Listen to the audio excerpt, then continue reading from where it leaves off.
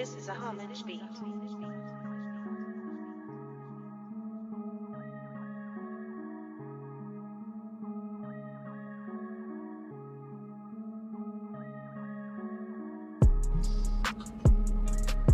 Somehow we have bought into a shoebox full of fallacies. And one of them is that it's all right to be poor. Whenever you see people prospering, always rejoice and bless them in your heart. Always do that. And you see, you'll magnetize yourself for that good when you bless other people. But you know, if you have a jealous spirit, oh, look at that.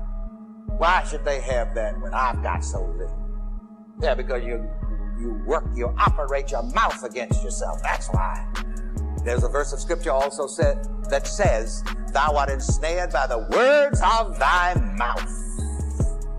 You know, the mouth can be a dangerous thing until you learn how to operate it positively. Some people are like a prosecuting attorney against themselves. Every time you think of something good, you talk yourself out of it. Yeah, but I know, I sure wish. No, but I can't. But oh, Lord, I sure wish. Thou art ensnared by the words of thy mouth. Don't do that. That stems from your grand parental group and my parental group. The remarks that I heard so persistently was that all I want is just enough to get by. And then the one that my generation used was, how's it going, man? I'm making it. I'm making it. Now that's another thing, and I want to warn you about this. You know, a lot of people are good at visualizing things for other people. Yeah, that's for Rockefeller. That's for those rich people. You'll pass by those mansions in Bel Air and Beverly Hills and look, this is where the rich people live. Look at that. That's for them. And you're really telling yourself, well, that's for them. I see them with it, but I don't see myself with it. Making what? The standstill syndrome of hold on has been the banner of Black America since we were imprisoned in this country and culture. Survival was of the utmost importance. Just to live through was the theme of survival for the captured African. Okay, if you can see it for other people, why can't you see it for yourself? I taught people to do this. Here's a little technique. That whenever you see people doing and having good, always be glad for them. Always rejoice for them. And, you know, say good things about them in your mind. I say, look at that old rich so-and-so. The Bible says, curse not the rich. Reverend Ike says, if you curse the rich, you'll never be one of us.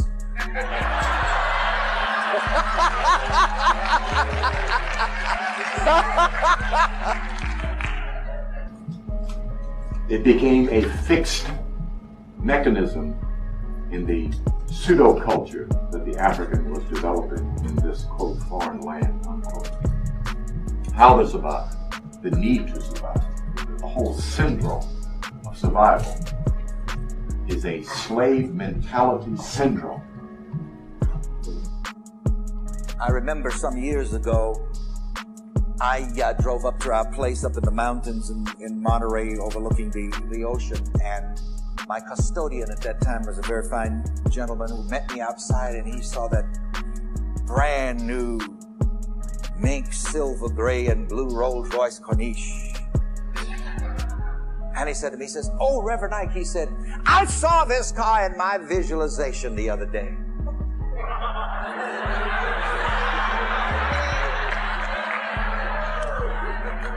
I said, yeah, but you made one mistake. You didn't see yourself with it. So I got it. Prosperity is the correct concept for the African. where most of the wealth of the planet has been drawn from. Most of the gold, most of the silver, most of the diamonds, rubies, emeralds, pearls, Africa, that says the land from which we adhere is a rich land, a land flowing with milk and honey, that God's so-called chosen were sent to that land as a promised land. And when you decide it, you've got to do what? Believe it. Another picture, look at the so-called Egyptian, the African of Kemet, and his and her culture, laced with gold, laced with silver and precious stones. The point I'm making is that you're from a rich culture, a rich past. It's back here, the idea to be rich, to be prosperous, to be well-to-do. Okay? The illusion of poverty is just that. It is an illusion. In this teaching, that would indicate, yes, law, meaning that you have an affirmative attitude toward the law, which works to bring you to the demonstration of the good that you believe.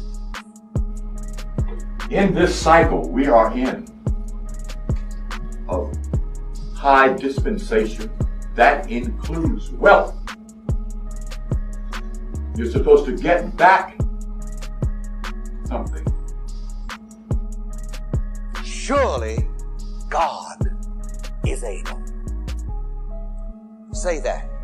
Surely God is able. Say it again. Surely God is able. The third time. Surely God is able. And I like to make it so very personal and say it this way. Surely God in me is able. Say it again. Surely God in me is able. Spiritual prosperity includes material prosperity. It includes mental prosperity.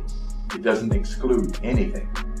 The masters who presented themselves to a given people renounced materiality because they were demonstrating spirituality.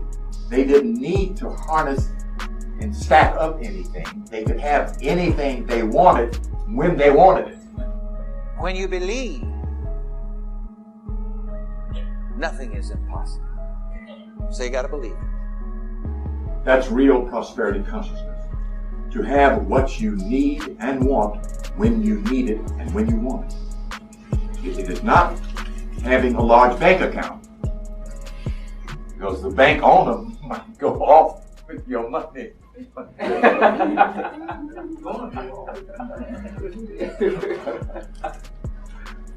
In your consciousness, that's where prosperity is. See it! Let's hear it! See it!